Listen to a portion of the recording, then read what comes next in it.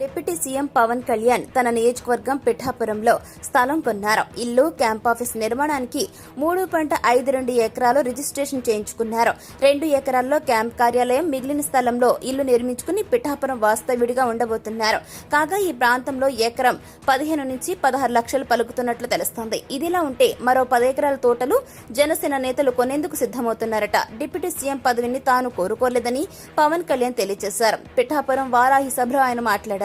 YCP నేతలు తనను అసెంబ్లీలోకి ఎలా అడుగు పెడతావో చూస్తామన్నారు. కానీ ఆ వ్యాఖ్యలను పిఠాపురం ప్రజలు సీరియస్ గా తీసుకున్నారన్నారు పవన్ కళ్యాణ్. తనను ఎమ్మెల్యేగా గెలిపించి అసెంబ్లీ గేటు బద్దలు కొట్టుకుని వెళ్లేలా చేశారన్నారు.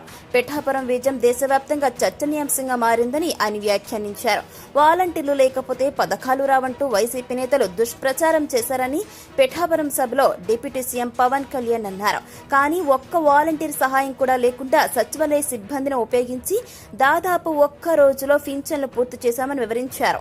దీనికి ఎంతో అనుభవం కావాలని, అందుకే అపార అనుభవం ఉన్నటువంటి చంద్రబాబుతో కూటమి ఏర్పాటు చేశామని పవన్ కళ్యాణ్ వెల్లడించారు.